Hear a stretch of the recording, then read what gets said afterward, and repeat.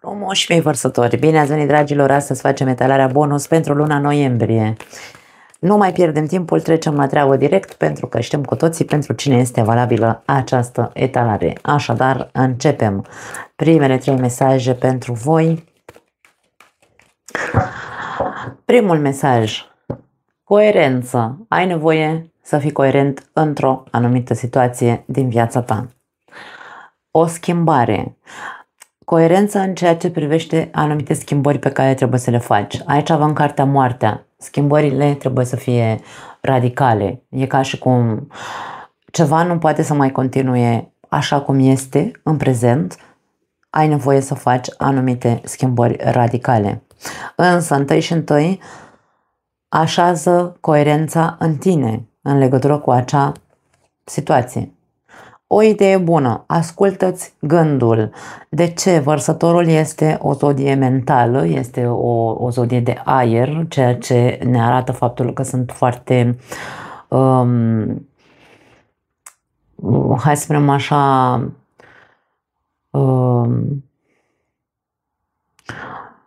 au foarte multe gânduri. Din toate gândurile care îți trec prin mintea ta, vei găsi probabil cea mai bună variantă de schimbare, pentru că aici e vorba despre asta. Da? Care este cea mai... Caută ideea care să te ajute să faci schimbarea coerentă din viața ta. Sau care este din toate informațiile care îți trec prin mintea ta, așează-le coerent în tine ca să vezi care este schimbarea necesară care trebuie făcută. Avem o problemă neterminată, unii dintre voi probabil că trebuie să aveți o discuție care să clarifice anumite lucruri, însă ca să ajungeți la a clarifica și să ajungeți la o concluzie într-un anume subiect din viața voastră, întâi și întâi îmi vine să spun meditați. Meditați într-un mod real. Ascultați-vă toate variantele mentale pe care le aveți și vedeți care este cea mai bună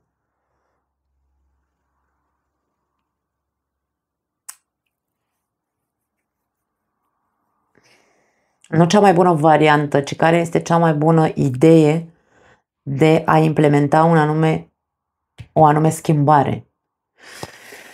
Nu pot să zic altceva. Dragii mei, coerență în gânduri e posibil să trebuiască să aveți mai mult în această perioadă și în cum spuneți lucrurile ca să aibă loc niște schimbări în viața voastră. Aici e nevoie să închideți ceva, un capitol, să ajungeți la o concluzie. Nu mai lăsați în aer, îmi vine să spun, lucrurile care trebuie rezolvate de fapt. Nu mai lăsa pe mâine ce poți face azi într-un fel sau altul. Da? Nu e vorba de grabă, e vorba de trebuie să soluționez problema cu care mă confrunt. Nu mai pot să o lălăi, cam asta e ideea. Avem 3 de monede. Munca în echipă face ca magia să funcționeze, dragii mei. În povestea asta nu cred că e vorba doar despre voi, mai este o persoană implicată. Este vorba de a face echipă între voi doi, să vorbiți coerent, îmi vine să spun, ca să se întâmple schimbări în ceea ce vă privește, ca să se concludă ceva aici, dragii mei. Avem forța. Este nevoie de multă putere pentru a fi moale și blând. Da, blândețea nu este slăbiciune, blândețea este, hai să spunem așa, încredere, îmi vine să spun. Acum, cu cât suntem mai pașnici, cu atât suntem mai puternici și cu atât de mult putem să facem schimbări în viața noastră. Când suntem nervoși și ne apucă spumele, cum se zice, cu atât mai mult nu putem să rezolvăm lucruri, pentru că se produce foarte multă tensiune, nu se produc schimbări, se produce tensiune și probleme care nu se termină la infinit, da? Așadar, forța, cartea forței în tarotul clasic înseamnă autocontrol, înseamnă și autocontrol, da? De-aia vorbim aici despre, e nevoie de foarte multă putere interioară pentru a fi blând. Ține-te în frâu, chiar dacă îți vine să arunci cu papucii după celălalt. Ideea bună este să fii coerent, ideea bună este să pui punctul pe I, ideea bună este să te apropii de celălalt, să faceți o echipă ca să puteți să vă rezolvați problemele dintre voi. Avem doiul de cupe, poftim. Doiul de cupe este cartea sufletelor pereche, se spune, însă pentru mine e cartea conexiunii. Mesajul este următorul. Unii oameni sunt ca dovleacul pentru condimentul tău. E ca și cum sunteți potriviți unul pentru celălalt. Aveți afinitate. Există o conexiune între voi. De ce să nu ne dorim să rezolvăm într-un mod coerent problema pe care o avem? De ce să nu ne dorim să nu mai aruncăm cu papucii sau să ne țipăm unul la altul? De ce să nu ne dorim să facem schimbări în viața noastră dacă conexiunea dintre noi există? Da, așează-te și stai cu tine și puneți în ordine gândurile, îmi vine să spun. Un alt mesaj pentru altcineva. Avem un 5 de cupe. Poate între voi s-au întâmplat lucruri urâte, poate că a avut loc un eșec sau poate, nu știu, au eșuat anumite conversații în trecut. Însă, aici ca și cum nu este pierdut totul. Mesajul Cinciului de cupe din acest oracol spune: ceaiul vărsat nu este sfârșitul lumii. Indiferent ce s-a întâmplat între voi, se poate rezolva situația. Dacă, bineînțeles, ne facem coerență sau suntem coerenți împreună și amândoi vrem să rezolvăm problema asta care pare interminabilă într-un fel sau altul. Foarte clare mesajele voastre, dragii mei. Hai să vedem pe iubire sau îngerii iubirii ce au de transmis.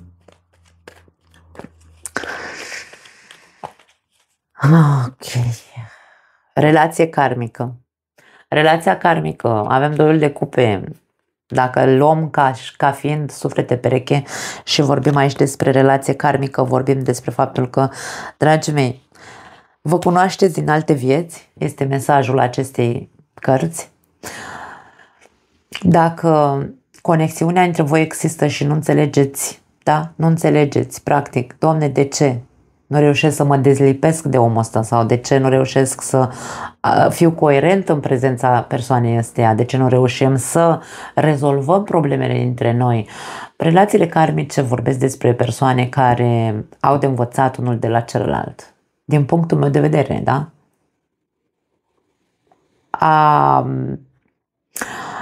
Sunteți sau ați fost predestinați să vă întâlniți pentru că fiecare dintre voi are ceva de învățat de la celălalt.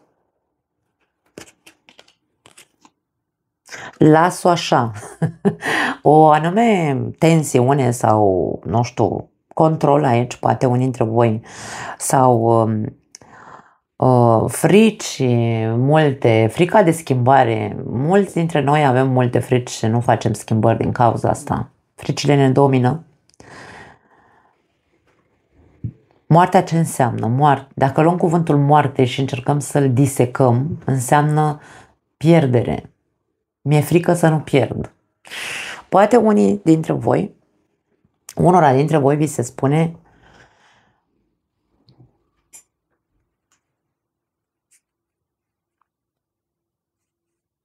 în ciuda fricilor, trebuie să ai putere să schimbi chestia asta, da? frică, să nu mai fie frică, panică. Mesajul las-o așa, are un submesaj să-l numim și zice: lasă această situație să ajungă până la final. Ce nu lăsați să ajungă până la final? Moartea este un final, într-un fel sau altul. Ce nu lăsați să ajungă până la un final? Ce încercați să controlați? Forța înseamnă și control. Cei care aveți o problemă cu controlul, lăsați situația să ajungă, dragii mei, prin toate etapele. Lăsați relația să treacă prin toate etapele. Aici vorbim despre o relație karmică. Vorbim despre o relație între două persoane care au o conexiune și nu înțeleg de ce. Dați-vă voie ca această relație să treacă prin toate etapele. Și avem izolare. Este momentul să te deconectezi de lumea înconjurătoare sau de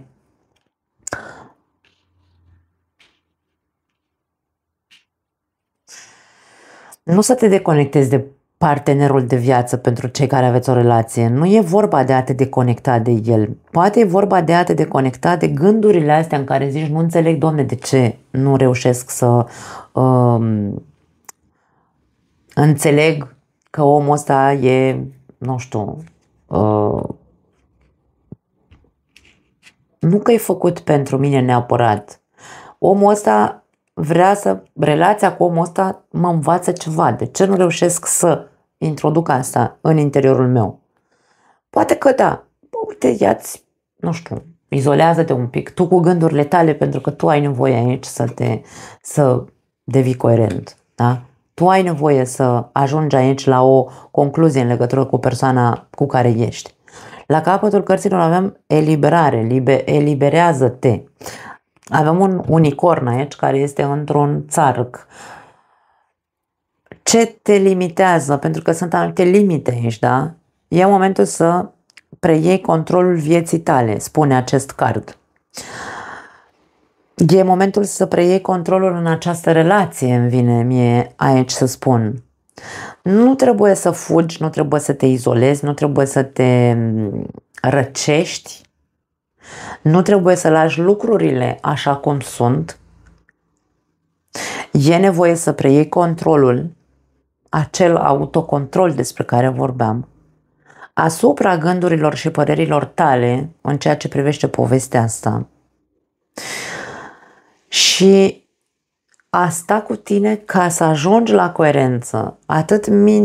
Aici e vorba despre ce gândesc, ce simt și ce percep trebuie să fie în aliniere. Dacă nu este în aliniere, ceva nu e ok. Dacă această nealiniere duce la lacune întotdeauna între noi, există ceva nevorbit, ceva nerezolvat, mai mult de atât nu pot să spun. Așezați-vă singuri întâi și apoi căutați-l pe celălalt, pentru că aici e vorba despre muncă în echipă. Căutați-l pe celălalt, introduceți-l în poveste, că de-aia sunteți doi într-o relație, da? Și încercați să vă eliberați de tot ce s-a întâmplat în trecutul vostru. Aici ceva s-a întâmplat care pentru unul dintre voi a însemnat sfârșitul lumii, ca și cum m-ai trădat sau mi-ai făcut aia, gata, eu am luat-o super tragic, da? Vorbim despre vărsătorul, este un semn fix, mental, da? Fixist în ideile lui, nu îi schimbă nimeni ideile. Și poate că aici este vorba despre asta. Nu pot să spun mai mult de atât la voi, dragii mei. Pentru cei singuri,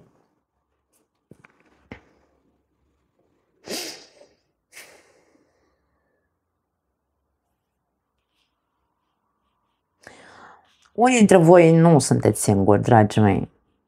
Aici există o persoană. Poate că această persoană este distanțată sau este mai rece.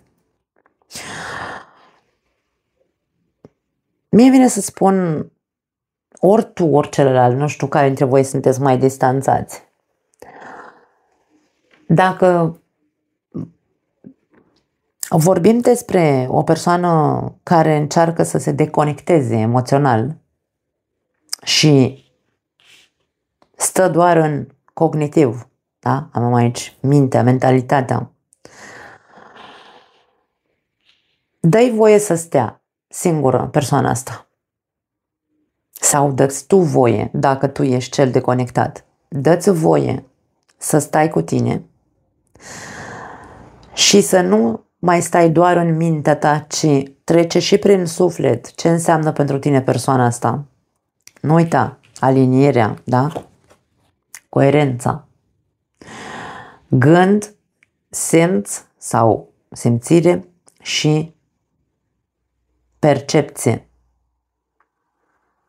Pentru că în momentul în care aici avem relație karmică și avem doi de cupe înseamnă, după cum am zis, afinitate sau hai să o numim iubire dacă vrei. În momentul în care tu iubești pe cineva sau, mă rog, cealaltă persoană, cel care e deconectat, ca să nu mă mai învârt aici în cuvinte, când îi dăm timp și spațiu, această persoană nu poate doar să gândească, mă gândesc și ajung la concluzia că iubesc. Trebuie să înceapă să simtă acele sentimente de iubire, da? Și să le introducă și la nivel de... să le introducă atât încât să le găsească coerența. Da, domne, mă atrage persoana asta, o iubesc, dar trebuie să recunosc într-un fel sau altul că nu-mi place doar la nivel cognitiv, îmi place și la nivel sufletesc.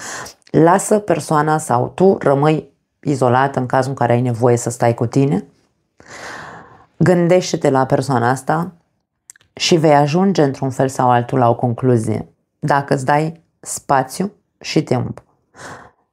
Lasă ca acest sentiment și acest gând și această persoană să, zicem așa, într-un fel sau altul,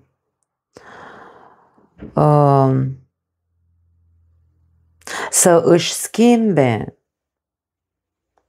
părerea că e doar mental ceea ce se întâmplă în ea, în această persoană. Lasă-o să se întâmple, dă-i spațiu și timp să se întâmple concluzia în capul lui și să facă schimbările necesare. Nu cred că nu o să fiți împreună, chiar dacă acum pare că este, nu știu, răceală, nu cred. O relație karmică nu se termină. Eu aș spune că nu se termină decât atunci când, într-adevăr, fiecare dintre noi am învățat ce aveam de învățat de la celălalt. Și nu e că atunci se rupe relația și se termină relația, se termină ceea ce ne-a legat, karma, da? Se termină contractul pe care l-am semnat cândva acolo, înainte de a ne reîncarna, însă conexiunea va rămâne în continuare, doi de cupe. Nu știu dacă m-ați înțeles ce vreau să zic, însă aici vorbim despre asta. Nu pot să interpretez altfel lucrurile. Dacă nu există nimeni în viața voastră și nu există nimeni, putem vorbi aici despre faptul că tu ar trebui să stai cu tine, să ajungi la o concluzie în ceea ce privește o relație pe care ai avut-o, poate ultima relație care a fost karmică, poate n-a fost o relație, hai să o numim, care să fi trecut prin toți pașii normali într-o relație. Poate a fost o relație care a început dintr-o dată, doi de cupe, însă nu s-a avansat pentru că ambii parteneri nu s-au răcit, ci au ales, pur și simplu, au ales aici singurătatea în loc de uniune. Poate fi și asta. Și poate că unii dintre voi, într-adevăr, aveți nevoie să înțelegeți că dacă vă doriți o relație, trebuie să existe niște pași ca relația să poată să se închege și să meargă mai departe. Nu putem să trecem de la acum ne-am cunoscut, să facem un mare salt așa în relație și să, habar n-am, ne mutăm împreună, de exemplu, doar ce ne-am cunoscut acum o săptămână, ne mutăm împreună și ne dorim ca relația să fie standard. N-avem cum, am sărit mulți pași în relație. Așadar, schimbați-vă într-un fel sau altul ideile sau mentalitatea în ceea ce privește pașii care trebuie să respectați în relație, dragii mei. Nu mai contează ce s-a întâmplat în trecut. Luați de acum încolo, din prezent către viitor, faceți schimbări în interiorul vostru ca să puteți să găsiți persoana cu care, într-adevăr, voi când intrați, schimbați într-o relație, automat relația o să fie diferită. E foarte clar. Da? Da. Hai să vedem ce mai avem aici pentru voi. Avem peștii, abundență și noroc. Na, nu știu ce să zic. Poate e de bani. Un mesaj random. Avem lentoare și protecție, broasca țestoasă. Da, totul trebuie să meargă încet, dragii mei. Dacă mergem pe repede înainte, nimic nu iese cum trebuie. Avem nevoie de pauză, avem nevoie de coerență, avem nevoie ca lucrurile să le lăsăm să meargă treptat, treptat, da? Și avem lupul, istețime, îmi vine să spun cumva un pic mai isteț. Fii mai isteț de data asta, da? Fii mai inteligent de data asta. Norocul nu vine, dragii mei. Norocul, fericirea nu ne vine de nicăieri, ne o construim singuri. Din punctul meu de vedere. Acum cine nu e de acord cu mine, nu e treaba mea, dar eu, din experiența mea de viață, am constatat că fericirea nu vine de nicăieri, ci ne o facem noi singuri. Avem leul la capătul cărților, forță și succes. Avem forță, este cartea leului, avem leul, așadar, dacă vrem să schimbăm lucrurile, trebuie să avem putere, să rămânem în control și să știm cu adevărat, de-aia vorbim de coerență, să știm cu adevărat ce trebuie să schimbăm radical ca să ne fie bine. Da? Vei ajunge la succes și vei numi noroc atunci când vei face cu adevărat această muncă de coerență, această schimbare. Hai să vedem alte mesaje pentru voi.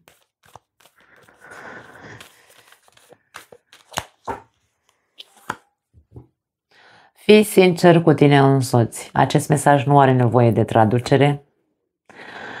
Toți suntem praf de stele. Foarte interesant mesajul ăsta mereu iese. Aproape mereu iese la voi. Eliberează-te de vinovăție. Cine se simte vinovat aici?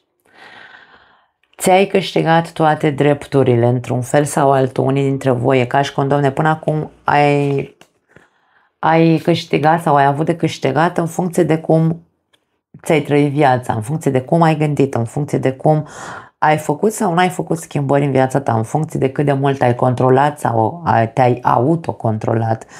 Da. Aici tu știi foarte bine, cumva acest card zice, tu știi ce meriți, tu știi care este poziția ta în viața ta.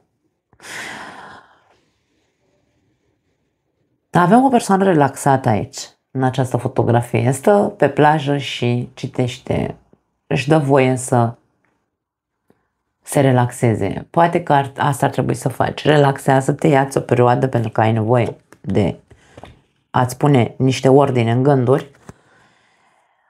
Însă nu pentru a sta degeaba și a citi. Nu. Aici e vorba de a face schimbări, de a practica probabil ceva. În primul și în primul rând, fii sincer cu tine. Vărsătorul este arhetipul adevărului mai mult decât este săgetătorul sau oricare altă zodie. Da? Vărsătorul înseamnă sinceritate. Mulți dintre oameni consideră că Vărsătorul este o zodie mincinoasă. Minciuna, dragii mei, nu se află în zodia în care ne-am născut. Nu. Minciuna se află în Mercur, depinde unde l-ai. Minciuna se află în Jupiter, depinde unde l-ai, în ce semn zodiacal, în ce casă zodiacală o ai, ca să facem un pic de diferență între a mai judeca, da? Pentru că și Vărsătorii și Gemenii sunt categorisiți, îmi venea să zic, nu știu dacă e corect spus, sunt catalogați ca fiind mincinoși, doar pentru că s-au născut în respectiva zodie, nu. Vărsătorul este nebunia adevărului, din punctul meu de vedere. Nu ai cum, nu spun că Vărsătorul nu poate să mintă, am zis, depinde unde este Mercur și unde e Jupiter. Însă, arhetipul adevărului este Vărsătorul. Nu suportă minciuna Vărsătorul. Ok? E nevoie să fii sincer. Crud de sincer nu contează, însă trebuie să fii crud de sincer cu Vărsătorul. Ca tu să ai un Vărsător sănătos lângă tine, tu nu trebuie să-l minți. Și în același timp, tu cu tine să-ți spui adevărul. Așa cum ceri celuilalt să fie sincer cu tine, spuneți ție adevărul. Fii tu sincer cu tine. Da? Pentru că de-aia ți se cere să fii coerent. Toți suntem praf de stele. Ce vrea să spună această carte? Că toți practic suntem la fel. Sau nu că suntem la fel, pardon, venim din același loc, asta am să zic.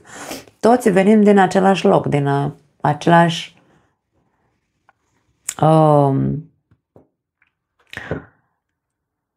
din același praf, îmi venea să zic. Suntem praf toți, dragii mei, da? Toți venim de acolo. Așa că aici e vorba despre a nu face diferențe între persoane. Din nou, din punctul meu de vedere, Vărsătorul nu este o zodie care face diferențe. Din contră, Vărsătorul unește. Vărsătorul creează rețele între persoane. Ai, nu știu când o să reușesc să vorbesc despre zodii. Și avem eliberează-te de vinovăție, indiferent în capul tău ce mesaje de vinovăție ai, scapă de ele. Scapă de ele ca să poți să fii în totalitate sincer cu tine și în totalitate coerent. Pentru că aici vorbim despre eu și celălalt, nu neapărat partenerul de viață, ci vorbim eu și tu care mă vezi, suntem același gen de praf, da? Venim din același loc, suntem egali. Egalitate, fraternitate și realitate sau sinceritate este cuvântul, sau mă rog sunt, că sunt 3 cuvinte, sunt cuvintele cheie pentru zodia Vărsător. Așadar, eliberează-te de tot felul de gânduri de-astea de a învinovăți sau a te învinovăți și dacă tu reușești să fii foarte sincer și cu tine și cu cel cu care tu ai aici ceva ce nu s-a rezolvat și rămâi cu această imagine, Domne, suntem egali, indiferent dacă există sau nu diferențe între noi, la nivel general suntem pe picior de egalitate, ok?